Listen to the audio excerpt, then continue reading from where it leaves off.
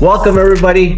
My name is Jeffrey DeSuze, and I'm an active realtor, investor, coach, and recruiter who does roughly $20 to $30 million in personal sales every year, and I've done over 500 transactions. I'm also an EXP branch manager of 2 offices with over 300 agents doing over $500 million a year.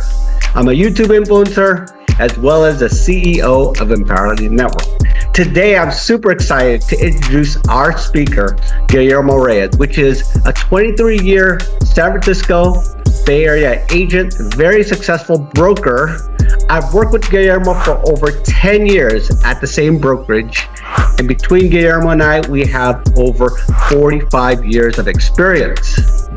And the purpose of this video is we want to provide our experience and value to the industry. And so there's a lot of things going on in the industry, a lot of changes, and we are here to fill you in. So without further ado, here's Guillermo Reyes.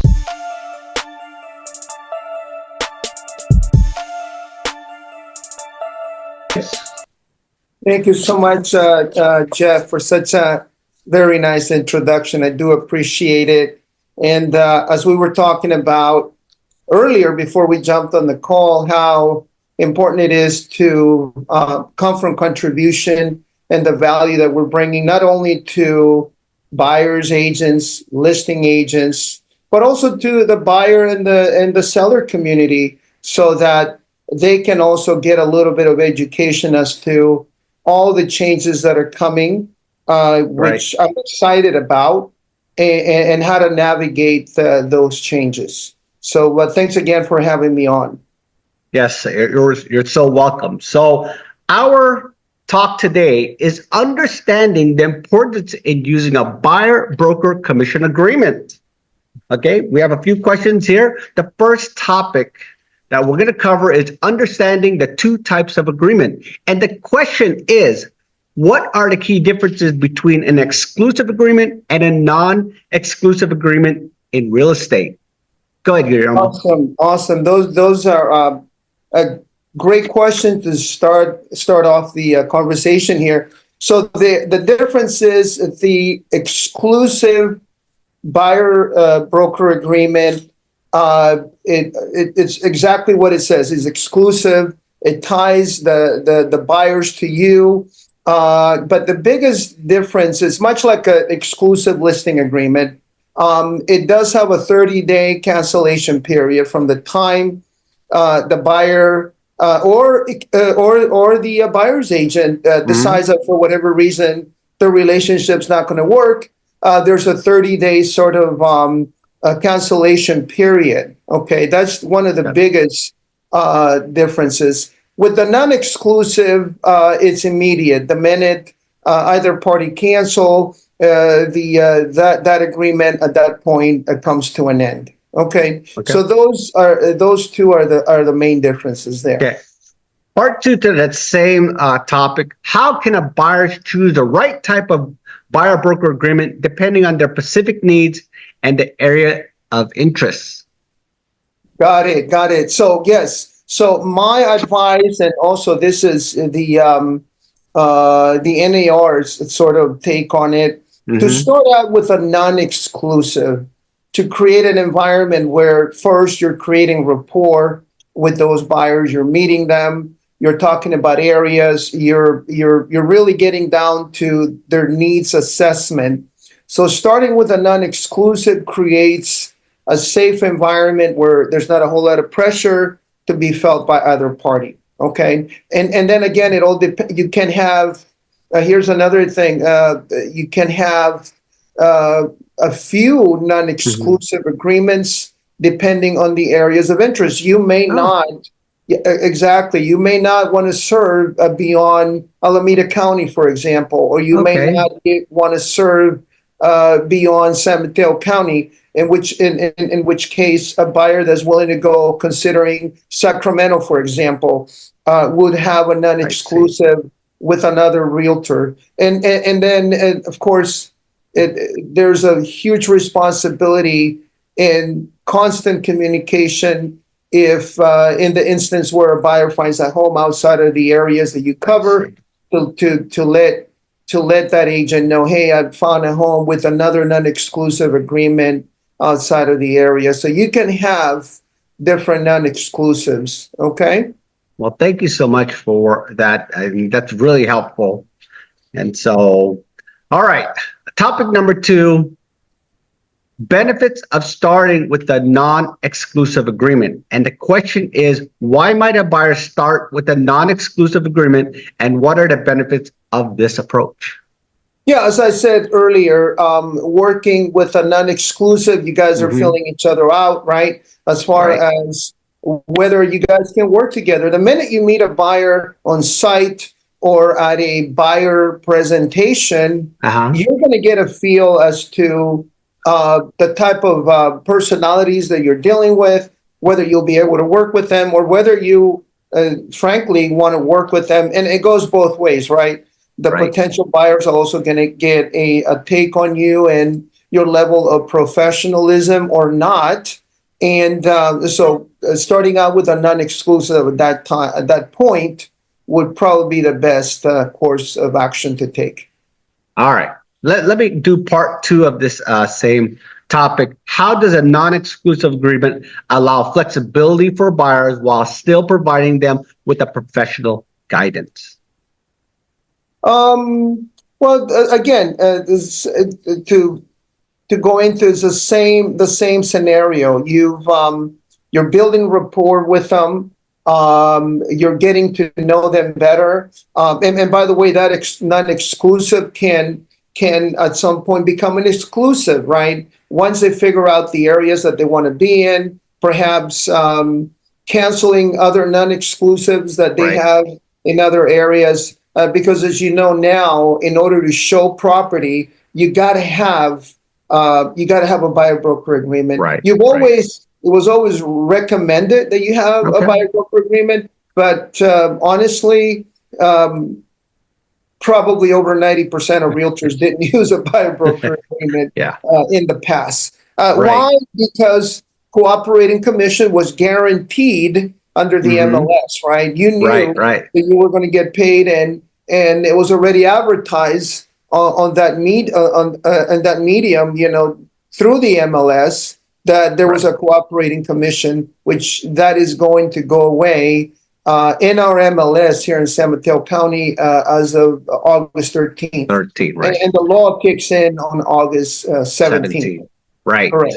Well, thank you for that clarification. And this is super important. I know the questions may sound redundant, the answers may sound redundant, but it's very important to pay attention because we are talking about how to get paid, right? I mean, we're all in this business to make money, learn knowledge, provide service to our clients. And this is just the meat and potatoes of this.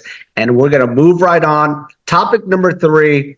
Understanding buyer broker commission and payment. And the question is, can you explain the 3 different ways a buyer broker commission can be paid and how these messages impact the buyer? Yeah, so this is again why, and by the way, we may run into similar questions down the road. I just want to just be clear about that because this is such an important topic. And agents are obviously going to have to do a lot of their own due diligence. I'm going to disclose down the road as we get closer to the end of this conversation as to where you can get more information and just make it even more seamless for you as a buyer's broker agent. So 3 ways that a buyer's agent will be paid in this new environment. One potential is number 1, that the buyer pays my buyer broker commission at close of escrow. Okay. All right. Option 2 is that the seller pays my buyer broker commission. Okay. Option 3 is that it's going to come down to negotiations where buyer and seller could split my buyer broker commission. Okay. So there's 3 ways that that you're going to get paid in this new environment. And I want to share something with you because this is, again, It's all about contribution and takeaways. Okay. And I do want you guys to go and look. I'm going to open and share a document with you guys. This is super, super important. Okay, great. Go for it. All right. Can you see my screen now, Jeff? Yes, we can. Okay. So let's go through paragraph 3, Okay. G1. Okay. So Okay. there are two ways to put in the concessions to go towards buyer broker commission. Okay. One of them, and I'm going to fill it in, seller to credit. And by the way, it could be a flat fee, right? You could put in here a flat fee, or you could put in let's say $15,000. Okay. And then here under other, you could go towards buyer broker commission. Okay. Okay. You put that on there. All right. And okay. And any other additional terms would go here. All right. So I'm going to take that out. However, under 3G1, you got to be careful because 3G1 could be subject to a lender representing the buyer capping that number. Okay. That's important. Okay. So can you explain that a little bit? Well, the lender may only allow X amount of dollars to go towards buyer broker commission at close of escrow coming out of their closing costs. Okay. Right. Okay. Because when looking at the there's an addendum, and we talked about it on our last video, that concessions, closing costs, seller to credit buyer, 3% to go towards buyer closing costs, concessions. Okay, that's lender fees, escrow fees, anything to do with buyer's closing costs, and also it could be used towards buyer broker commission. Okay. Right. However, the safest way to go is if you see 3G3. Can you see that on your screen? Yes. Seller agrees to pay the obligation of buyer to compensate buyer's broker under a separate agreement, which is CAR form SPBB, which is going to be attached. The minute you put an X on that, it will automatically drop that in, and that the lender cannot cap. Okay. That the lender cannot cap. So just wanted to make these two super important differences here between 3G1 and 3G2. Great. That's really good. Yeah, 3G, go ahead. 3G1 and 3G3. Okay. So there's a difference. The 3G1, the seller can cap, the lender, the buyer's lender can cap, and 3G3, the lender cannot cap. So you're guaranteed that you're going to get paid. Okay, great. Okay, that's not going to get capped or have any issues as we get towards the close of escrow. Just stop. All right. In there. Okay. Okay, perfect. Thank you for that. That was excellent. I'm sure we're going to get calls from folks about this when they're writing the the listing. And by the way, there is a legal. Okay, there is a legal hotline that you can call NAR. Okay, for California, just for California. You call Wind Forms, and then they'll send you over to legal and to ask these questions. But these two items I've confirmed with legal this last week. Okay, perfect. And those were huge takeaways for me as well. Right, and just so everybody know that this constant changes here. Lenders, they have their own interpretation, and so when you're writing a contract, check with your lender, double check with your broker. You could call me or you call Guillermo if you're unsure. Yeah, go ahead. Depending on the type of loan, if it's a conventional FHA, they'll allow a certain percentage to go towards closing costs, and certain percentage can go over to buyer broker commission. Right? It depends not only on the type of loan, but also on the lender and what they're able to do in this changing environment. Right. So before you put together an offer, consult with your loan broker, your loan professional, to make sure that you're writing an offer that's actually going to go through and not have any issues as you get down to the closer to close of escrow. Right. Yeah. Okay. Yep. And so I'm going to just continue on here because we have a few more questions. Why is it important for a buyer to understand who pays a commission and how it's structured in the buyer-broker agreement? A little bit redundant, but go ahead. Yes. Well, the buyer-broker agreement, okay, this is probably the biggest takeaway. All right, this is about the biggest takeaway when meeting with a buyer, okay, for the first time and doing your buyer presentation, much like a listing presentation, you are now, my advice to you would be to have a digital buyer presentation, much like you do when presenting to your sellers when doing a listing presentation. Right. Now, you got to have a buyer's presentation, okay? And it is important that whatever you put in that buyer broker agreement, if it's 2.5% or whatever property to be determined because you have not identified, that you put in there a 2.5% or a 3%. Okay. Let's say, and by the way, there may be some agents that, and I say unfortunate, that are going to come in and do a flat fee of maybe $500. Right. Who knows? $1,000, Ouch. $1,500, right? And guess what?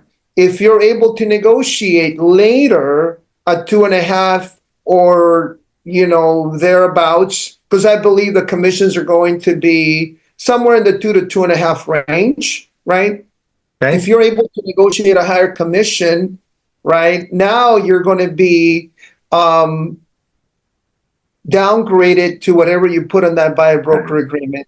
Does that make sense? So if you're putting a flat fee of $10,000 and you negotiated $15,000 on the purchase agreement, right, the seller can now request a copy of your buyer broker agreement. Okay. Okay. Their request to confirm that there's a 2% or there's a flat fee or whatever it is. So their responsibility would be to pay that buyer broker the lesser amount.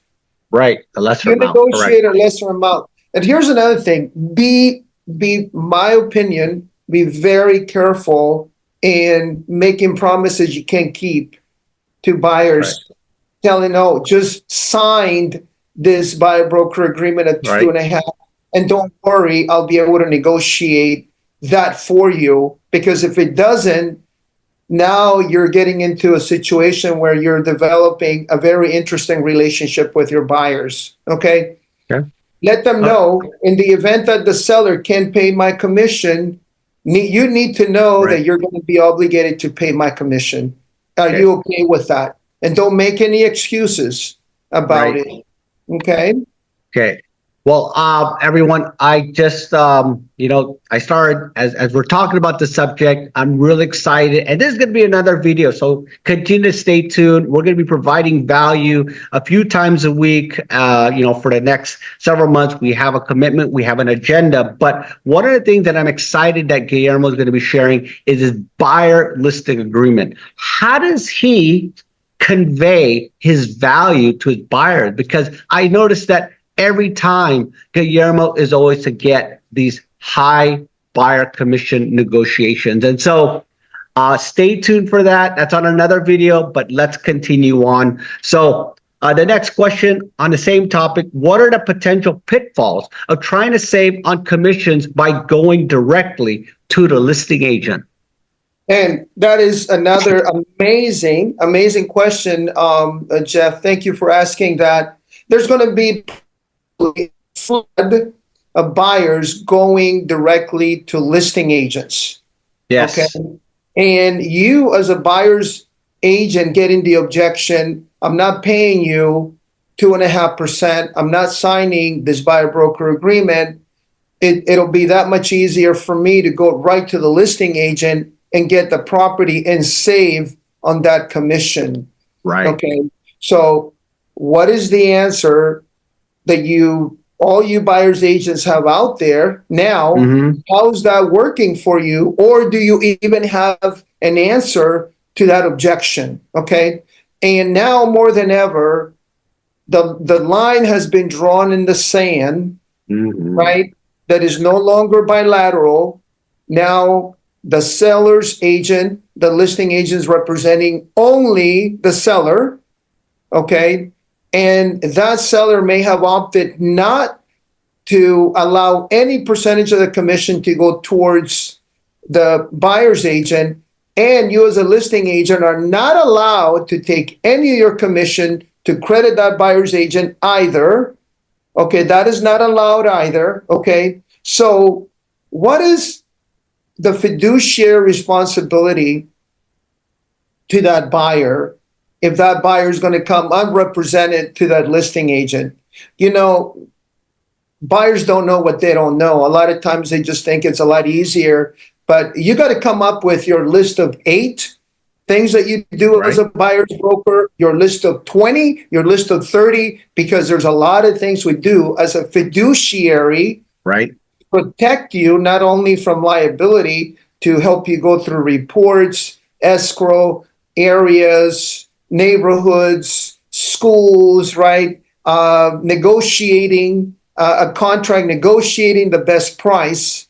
So the question is, Mr. Buyer, what do you think that listing agent, especially in today's market where they're specifically working for that seller, is going to do for you to take care of your best interests?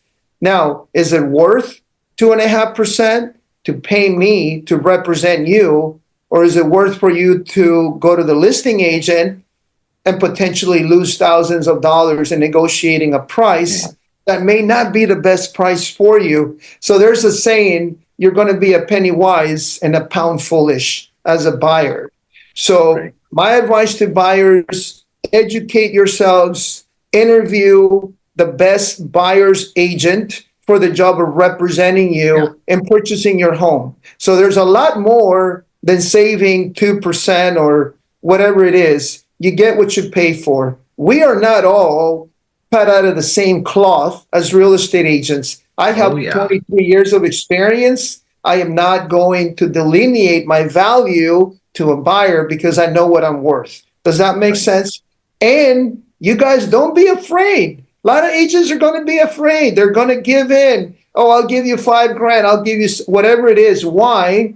Because you don't have a funnel of business. So having that one buyer, it's everything to you. So that's a whole other topic for another conversation. Yes. But that is really, you got to practice your scripts. You got to have a dialogue around those objections because they will come up. And when they come up, you want to be confident enough to give those answers.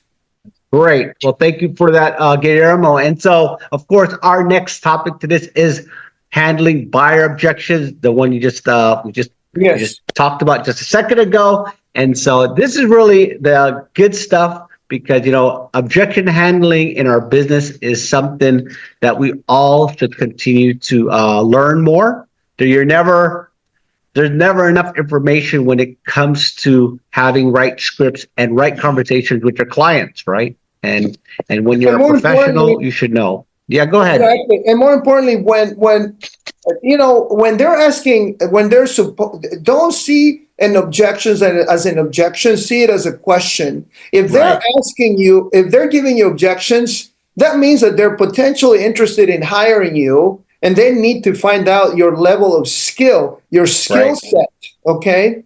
So welcome that, and don't answer the question coming from a fear-based environment. Answer from a perspective of like, oh, I'm so glad you brought that up. Here's the answer to the question. Does that make sense? Are you ready to move forward? So you have to take the leadership role because you are the leader in this industry.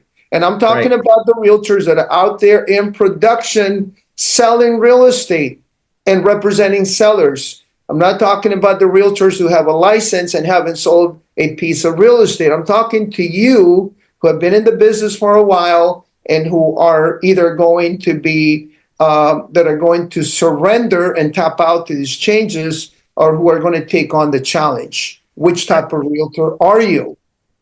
That's what we're really talking about here. Yeah. Okay. So the question under the topic handling buyer objections is, here's the question.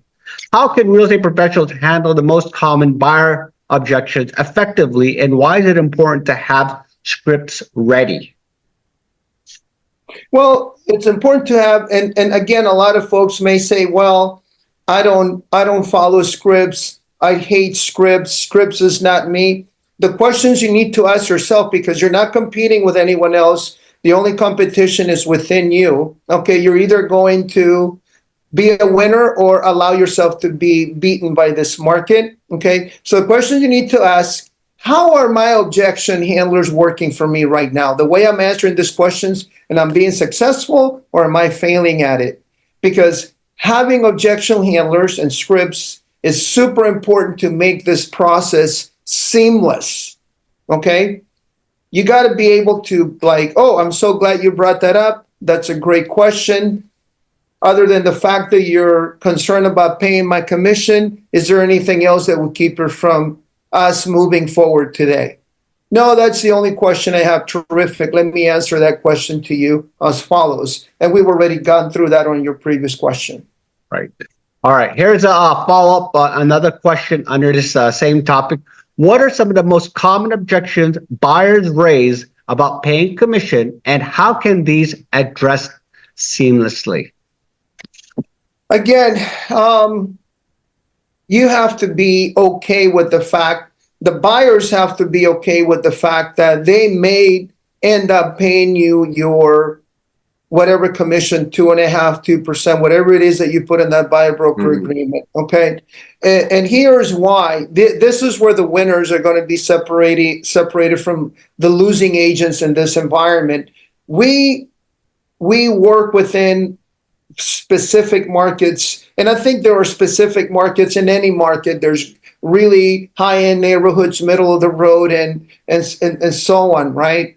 And so depending on the type of offers that come in, you got to be able to educate your buyers accordingly. Mr. and Mrs. Buyer, you know, there's 25 offers that are coming in. I just had a conversation with the listing agent. Based on that, 25 disclosure packages, we know statistically that 5% of those are going to be submitting offers, which means that, let's say 20 offers are expected.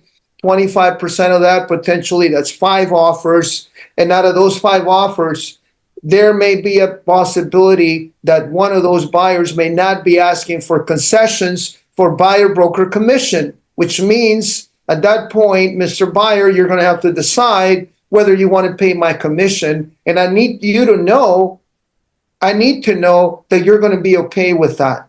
If you really want that property, this is what I need to do in order to secure it for you. Is that starting to make sense?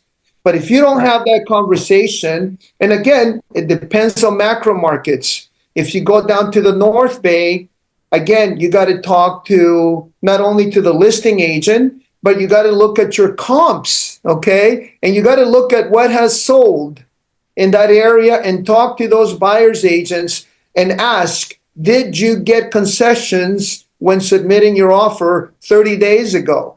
Right. And this is how you build a story as far as writing your offer. So what's my point to that buyer? Mr. Buyer, I'm treating this offer as if it were my own offer that was being submitted. Okay. Which means I got to ask all these questions in order to put you in a place where you're getting the home for a competitive price and hopefully not having to pay my commission in the process. Does that make sense? Okay. So again, watch this video, listen to it. Right. And you guys got it. There's a lot of homework to do.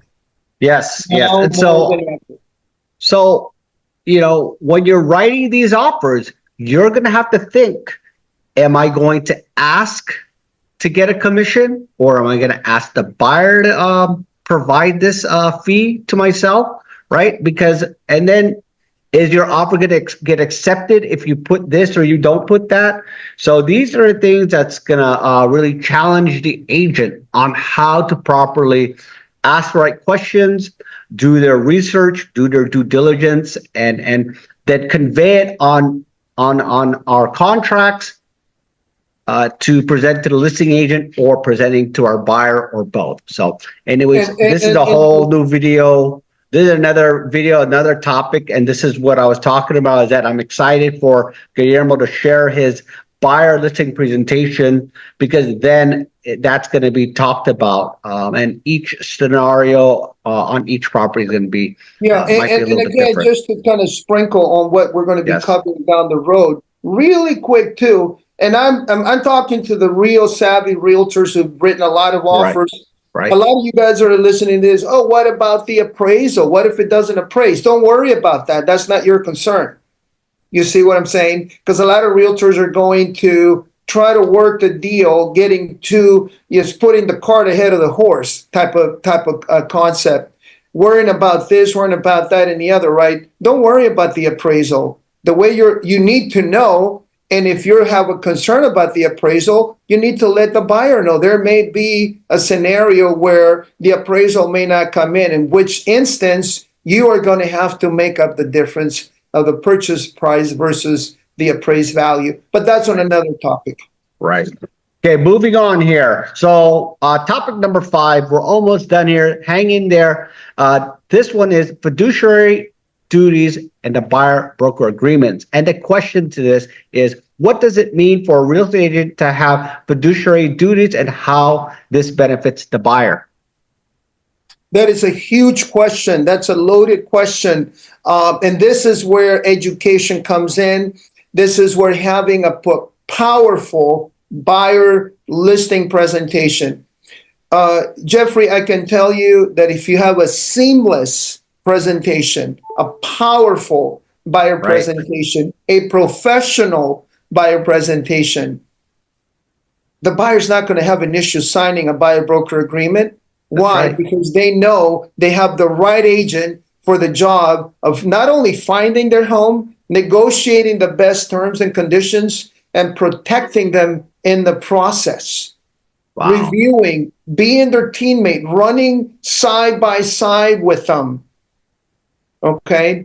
I mean, that is my fiduciary to my buyers. And I tell them I'm treating this transaction with silk gloves and with all the knowledge that I have that comes with being in the business 23 years in real estate. In other words, I have seen just about every scenario. Right. And so what's my point? That's what I'm worth. Okay. That's what I'm worth.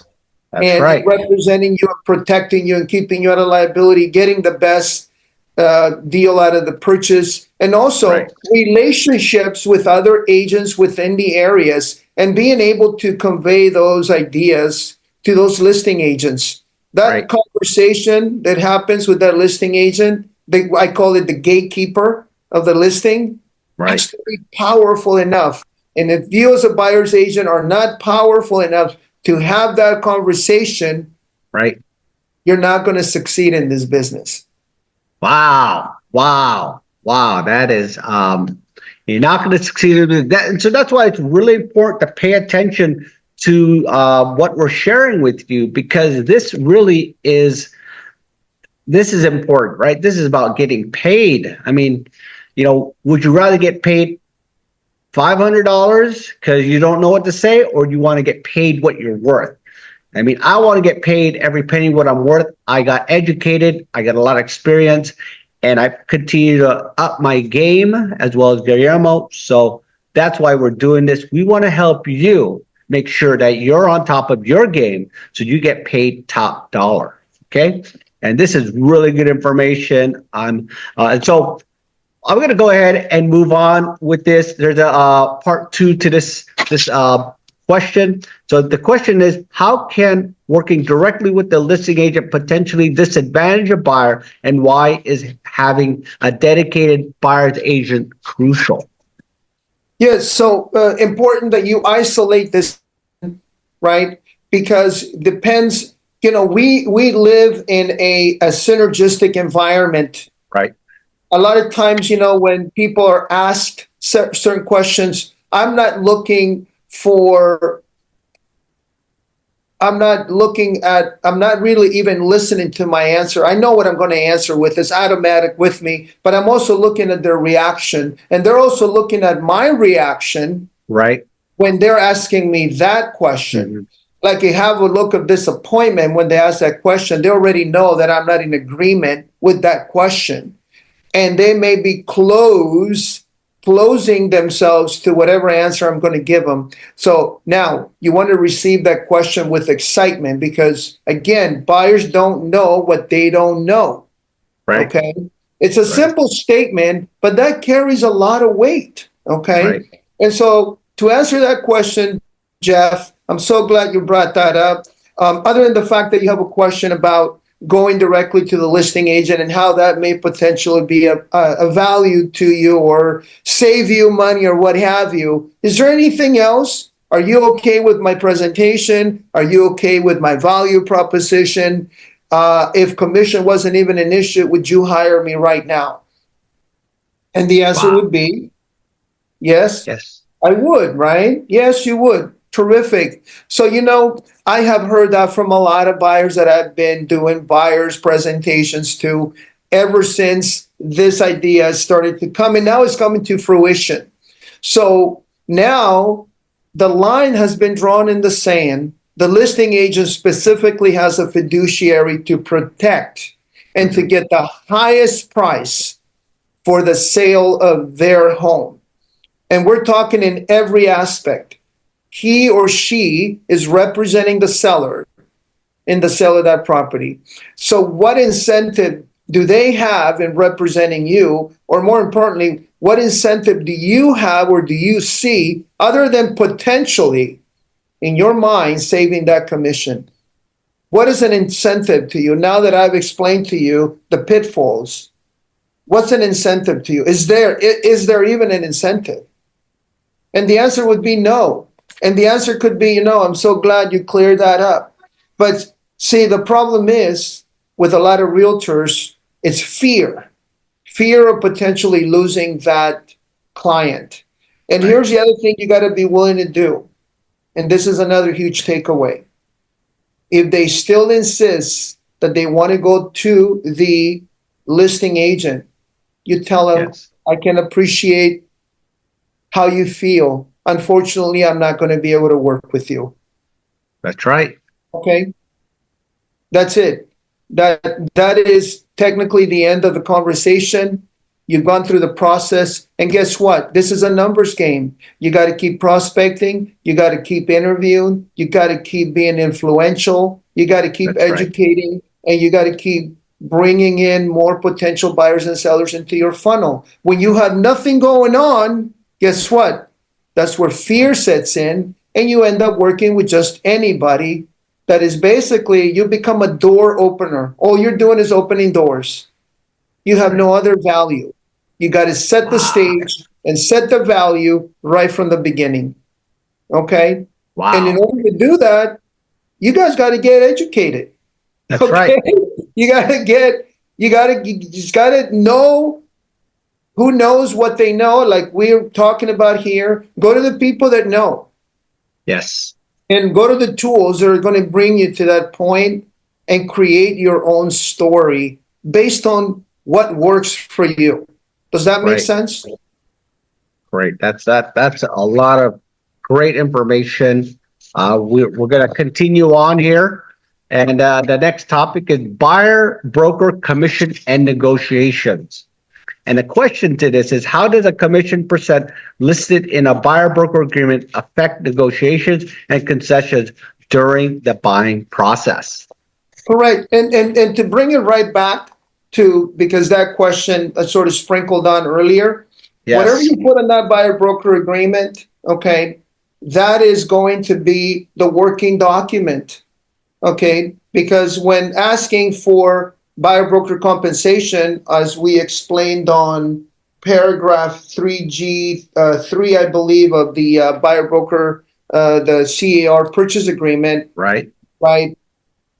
The seller can request a copy of that, and if you're negotiating less money in your buyer broker agreement, that's what you're going to delineate yourself to. Okay. Wow. So put in whatever it is that you're seeking, and Right. make sure that you're clear with that buyer. I know a lot of buyers agents are going to be, hey, I'll promise you I'll get it. What happens if you don't get it? What happens if you don't get it? How is that conversation going to go with that buyer? Are you setting good rapport, or now you're getting out of rapport because you're Right. making promises you cannot keep? You got to prepare them for the worst case scenario, expecting the best. This way you're not over promising and then you end up under delivering. That is the worst feeling in the world, when you can't perform what you're saying you're going to perform. Okay. Okay. Well, I'm gonna jump right over here because this one here is about the importance of a buyer's presentation.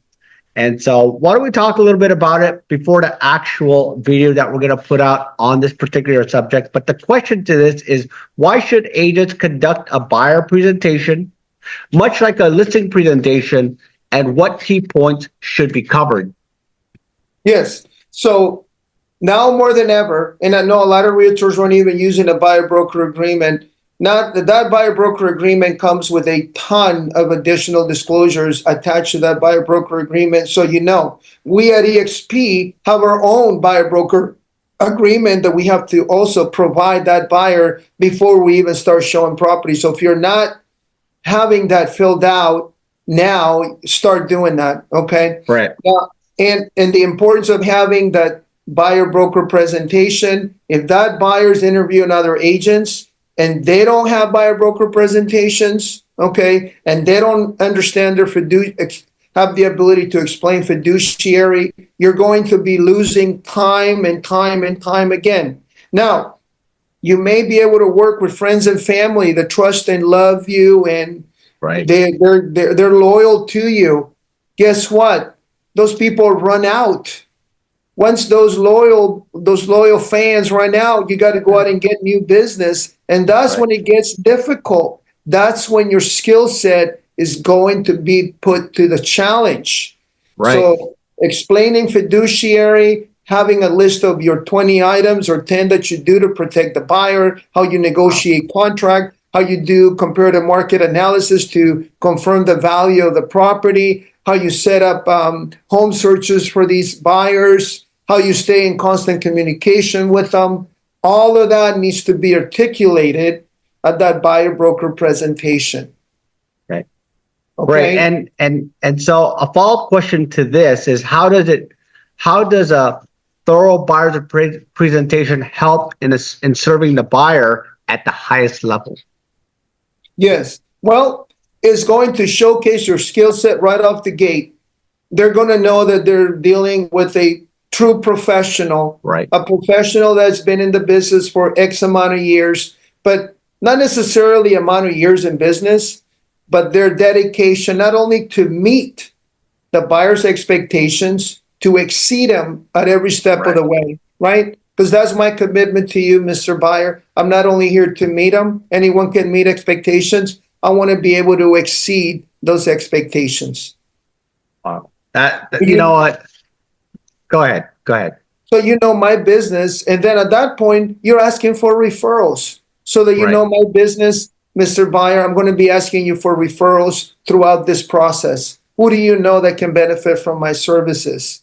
Because I am committed, I'll be committed to those referrals as much as I am committed to you during this process. So I'm going to ask you to give me at least 3 referrals before this 30-day close of escrow comes to an end. Does that make sense? And you won't get rid of me, because not only are you going to become a client, you're now going to become a long-time friend that I'd like to go to for future referrals. Are you okay with that? Wow. Are you okay with that? Powerful. That's powerful. Yes, And sir. we could talk about that on the marketing side, because I Yes. mean, obviously, we're talking about buyer presentation, conveying your value, and now once we get into the marketing aspect of our videos, it's going to be super powerful. We're going And to put it in you and our I are working on an amazing platform that I'm not yes, even going to talk about right now. yes. You and I have not been so excited about doing real estate in 23 years. Oh my God. I feel like a 5-year-old kid that just opened his eyes and is looking at all these wonderful opportunities. So this platform that you and I are working on that is going to allow seller leads, buyer leads, recruiting leads, and the way it's set up for us to only handle the really warm to hot leads, and more importantly, to allow agents to take care of their families. We're talking about that. Coming from contribution is not ready to be unleashed. We are the guinea pigs, and I am proud to say that I'm excited to be a guinea pig in this new platform. But I know by 2025, this thing is going to be up and running, and obviously, you know, we're going to unleash that real soon. But I'm so excited about that, Jeff. And this is creating those little, resources right now as we're going through this journey here. So enjoy the journey. Enjoy the journey. Okay. We're almost done here, everyone. So we got one last question. This is on leadership professionalism in real estate in our industry. So the question is, Guillermo, why is it important for real estate professionals to be willing to walk away if a buyer insists on paying a commission? I know you touched upon this earlier, but I want the audience and I want to hear it again. Again, you got to set the standard as a leader in this industry. What is your standard? Okay. What is it about you that's special? What is it about you that brings amazing value, okay, to this environment in real estate? Be a professional. Do not be a discount broker. Not even do not be a discount broker. Don't discount your own worth, your value as a true professional. Now, in order to do that, you have to become skilled, like the Navy SEAL of real estate. Navy SEAL. The Navy SEAL of real estate. What would a Navy SEAL of real estate do? How would a Navy SEAL realtor behave in this environment? Would you tap out at these changes, or would you challenge these changes and be the one standing on top of the mound as the one leader? That Navy SEAL realtor who succeeded in spite of all these challenges that we're being faced. The biggest challenge is in your mind, your own mindset. What's your mindset? What's it like? Okay. Now, immediately, to those who are committed to wanting to bring their game to the next level, go to your win forms. Okay. And this is free to you as a member of NAR. Okay. And get the CAR buyer representation and residential listing agreement bundle. It comes in two sections. One is the buyer broker agreement, and the other one's the listing agreement. Okay. And guess what? It's going to take time to go through it. And you got to go through it. You got to learn so that you can educate those buyers and sellers. We have a responsibility, a fiduciary to the public. So in order to make that type of commission that we want to make, which is a blessing, you got to be skilled, and you got to be willing to learn and educate yourself and become better than your competition. All right. Okay. Well, now more than ever, that's super important. Okay. Well, here's one last question. All right, here we go. How being a leader and guiding the conversation set true professionals apart from less experienced agents in the marketplace? Yes, and just basically touched on that just a few seconds ago here. If you haven't started doing any research on buyer broker agreement, because I know that seems to be the norm in any environment, start doing it today. Don't wait. Don't wait to do what you can do today and move it forward to tomorrow, and then tomorrow becomes Tuesday and Wednesday, and next thing you know, you're like deer in the headlights. You're not going to know how to answer any questions, and guess what? Based on that, you make proportionate. Here's another huge takeaway. The amount of money you make and the amount of commission you make is proportionate to your skill set. Yes. Okay? So if you want to make 5,000 a year, that is your skill set. How do I know anything's real? You and I can talk about this till we're blue in the face. How do we know anything is real? Is by the results. Right. How do we know anything is real? Is by the results. The results will tell a story. But start by getting that 2 bundle. It's free through the NAR. If you're a member of NAR, you're able to get that for free. I know you downloaded it, Jeff, and guess what? For me, my ego, I left it at the door. I got 23 years in business. I'm starting from ground zero. You got to reset and start from zero again. Right. And there's no shame in that game. Okay. That's right. There's no shame in that game. The only shame is what's in your head. Whatever objections you created to allow yourself to fail, that is what you're going to be. That's what you're going to succumb to. Failure. You got to be a winner. Think like a winner, and you shall become one. Well, thank you. Thank you. Thank you so much, Guillermo. Let me close it out. I just want to, like Guillermo said, don't let your ego be your amigo. Feel free to call us anytime. Guillermo and I, our lines are open. We want to provide high value to our industry. We are from the San Francisco Bay Area. We're at a very high price point. Thank you for giving us that and being in a great marketplace. But this information is for everybody across America, and each state has their own set of rules and guidelines. Check in with your broker. But the information we're talking about, you could utilize a lot of this information, adding into your listing presentation, your buyer presentation, and showing the value. Again, thank you so much for coming on today. Thank you, Guillermo, for your time. I look forward until we meet again. Thank you, everyone. Thank you so much, Jeff. Appreciate it. Have right. a good day. Enjoy the rest of your day. All right. Hi, my name is Jeffrey De Jesus with eXp Realty. To my left